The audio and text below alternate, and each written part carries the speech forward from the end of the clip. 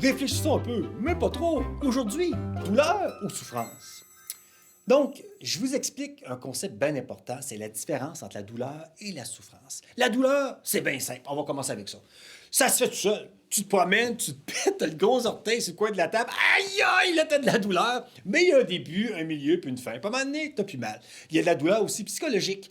J'étais en 5e année, le professeur me regarde et me dit « T'es un épais, tu feras jamais rien de ta vie, ah, c'est douloureux. » Mais il y a un début, un milieu, puis une fin. À récréation, je joue avec mes amis, puis j'oubliais ça.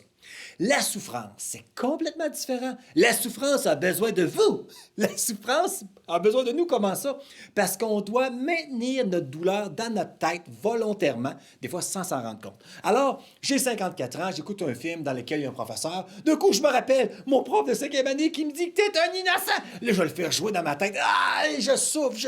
Puis je peux même empirer les choses. J'aurais dû lui dire ça. Là, j'ai dit des choses. Là, elle me répond. Là, finalement, je souffre de plus en plus. Alors, ce qui arrive, c'est que la souffrance, c'est moi qui la maintiens une journée, 1 an, 10 ans, toute une vie. Ça dépend de moi.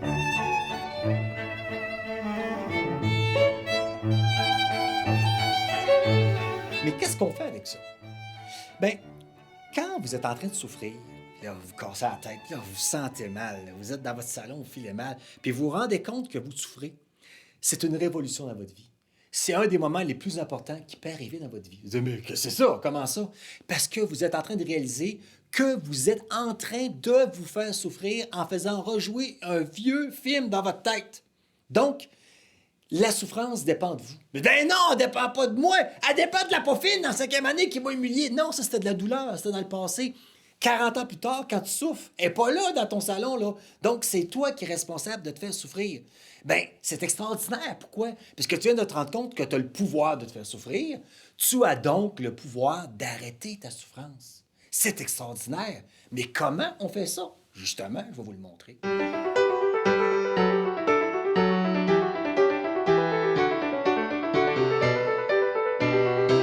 Donc, comment faire pour enlever de la souffrance? Premier truc, vous vous dites, ce n'est qu'une pensée. Par exemple, là, en ce moment, c'est la pandémie, puis là, j'étais dans mes pensées, puis j'étais tout stressé dans la maison, on vient tout crisper, hein? Je me disais, ah, pour moi, ça va durer 1 an, 2 ans, 3 ans, je vais passer le reste de ma carrière devant un maudit ordinateur, puis là, j'étais tout mal. Du coup, je me suis rendu compte que je souffrais, j'ai dit, oh, ce n'est qu'une pensée. Je regardais ma pensée, je suis là pour 3 ans de pandémie, puis je dis, mais c'est rien qu'une pensée.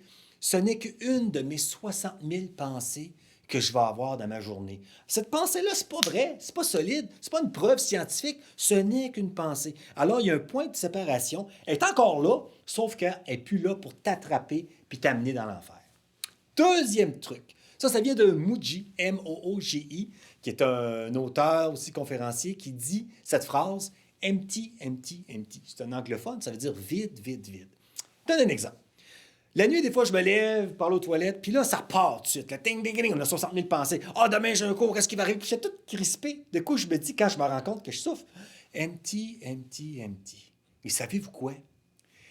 Quand tu n'as pas de pensée, là, ne serait-ce que 2 secondes, qu'est-ce qu'il y a là? Bien, vous irez voir. C'est la paix. C'est la paix. On pense que la paix, moi, l'avoir, mais que j'ai perdu 10 livres, mais que j'ai un char, mais que j'ai gagné au million. Non! La paix est où? Et quand tu es dans le présent, parce que dans le présent, tu ne vas pas être dans le passé, ni dans le futur, ça, c'est des pensées. Tu es dans le présent, sans passé. Qu'est-ce qu'il y a là? La paix, tout simplement. Et là, je me concentre sur le pas que je fais.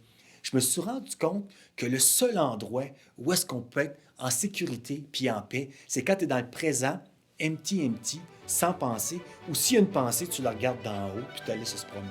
Alors, ce qui est fun, c'est que le présent, ben c'est tout le temps. Et puis, si on est sans pensée, à ce moment-là, on est en paix. Alors, pensez-y, mais pas trop. Ça conclut, pensez-y, mais pas trop. Ça conclut. Je pense qu'on l'a.